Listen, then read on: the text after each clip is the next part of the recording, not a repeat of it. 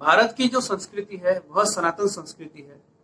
सनातन संस्कृति में सबसे जो प्रचलित भाषा थी वह भाषा थी संस्कृत। लेकिन समयांतर संस्कृत भाषा का चलन कम होता गया। फिर जैनिज्म आया, बुद्धिज्म आया, इस्लाम आया, क्रिश्चियनिटी आई और अब आखिर में हम सभी लोग हिंदी भाषा का उपयोग करने लगे। तो सभ्यता बदलने के कारण कई सारे भाषाएं बदल गई। संस्कृत से हम हिंदी पे आ गए।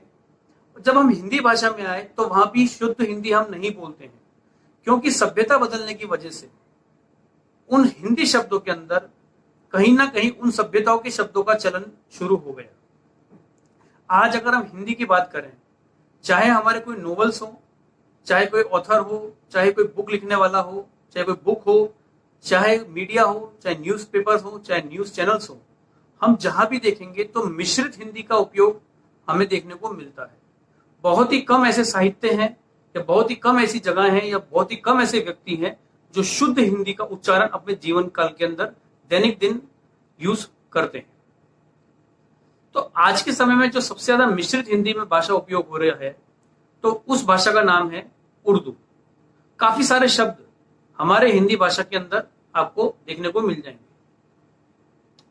लेकिन यहां पे मेरा इस वीडियो के जरिए एक संदेश ये है कि अगर कोई भी पर्यायवाची शब्द अगर हम किसी भी भाषा का, अन्य भाषा का हिंदी में उपयोग कर रहे हैं, अगर उसका मतलब समांतर है, सेम है, तो उसे प्रमोट करने में, उसे बोलने में कोई दिक्कत नहीं है, क्योंकि वह उस शब्द का मतलब बता रहा है। लेकिन अगर हम एकदम ही विपरीत शब्द को एक अलग शब्द के लिए उपयोग करेंगे तो उसका मतलब भी बदल जाता है और हम उस शब्द को गलत तरीके से उसका उपयोग कर रहे हैं। तो ऐसे ही उर्दू का एक शब्द है जिस शब्द का नाम है शहीद।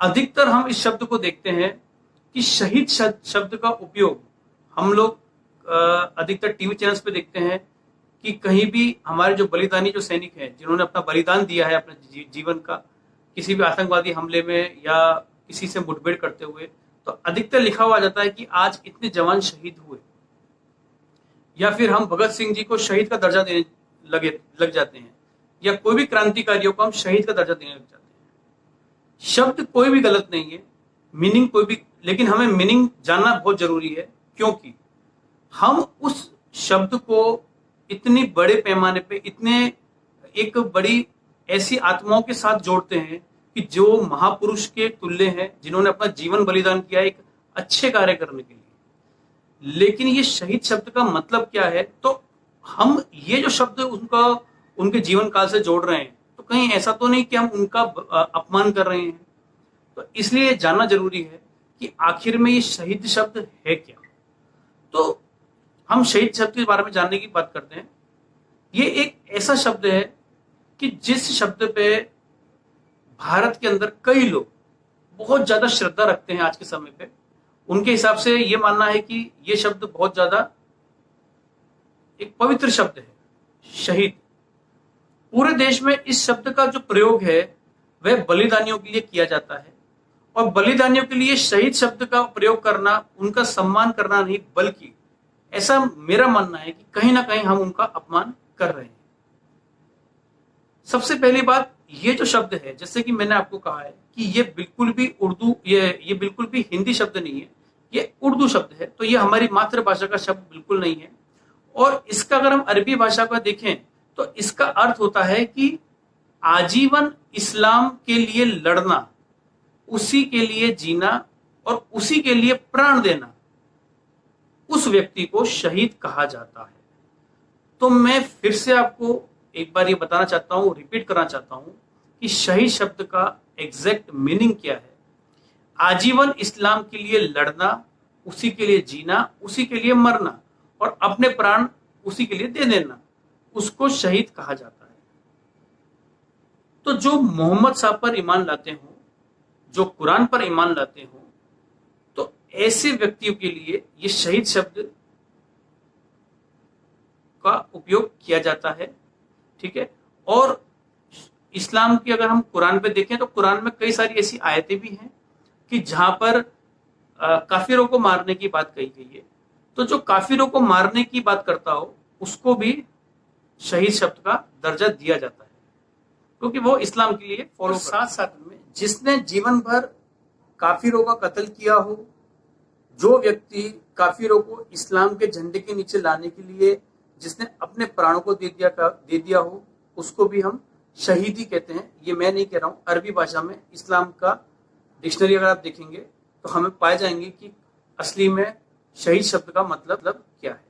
तो मेरा यहाँ पे यही कहना है कि शहीद शब्द का मतलब हमें समझना चाहिए, और हम जो शब्द यूज कर रहे हैं वो शायद गलत कर रहे हैं, ऐसा मेरा मानना है। तो हमें अपने बलिदानियों के लिए, जिन्होंने बलिदान दिया है, ऐसे वीर बलिदानियों के लिए क्या शब्द उपयोग करना चाहिए? तो अपने राष्ट्र एवं धर्म के लिए, अपनी मातृभूमि के लिए जीवन भर संघर्ष करने वाला व्यक्ति और समय पड़ने पर अपना सर्वस्त्र न्योछावर करने वाला व्यक्ति, अपने आप को राष्ट्र हित के लिए अपनी आहुति देने वाले व्यक्ति को हम हुतात्मा भी कह सकते हैं, वीर योद्धा भी कह सकते हैं, या वीर बलिदानी भी कह सकते हैं, या वीर गति को प्राप्त हो गए, ऐसा शब्द भी हम उपयोग कर सकते हैं। क्योंकि ये मातृभाषा में, हमारे मातृभाषा में ऐसे 4-5 शब्द आपको मिल जाएंगे कि जहां पे हम शहीद के ऑप्शन में अच्छी तरीके से उनको एक सम्मानजनक, उनको एक शब्द हम यूज कर सकते हैं।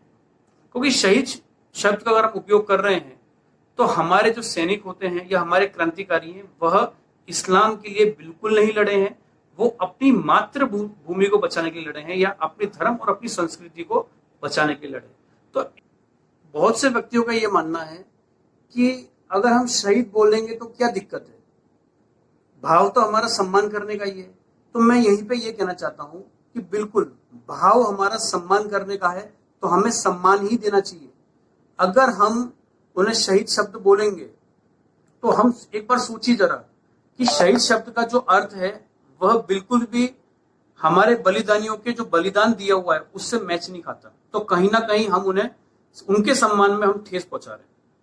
तो हमें अपनी मातृभाषा के अंदर, जिसको हम हिंदी मातृभाषा बोलते हैं, उसमें कई ऐसे अनेक शब्द हैं जिनको हम उपयोग करके हमारे वीर बलिदानियों को या हमारे ऐसे वीर क्रांतिकारियों को एक सम्मानजनक शब्द हम उनके लिए दे सकते हैं। जैसे वीर बलिदानियों को हम वीर योद्धा, हुतात्मा, वीर बलिदानी या वीर गति को प्राप्त हुआ, इस तरीके से शब्द का उपयोग हम कर सकते हैं।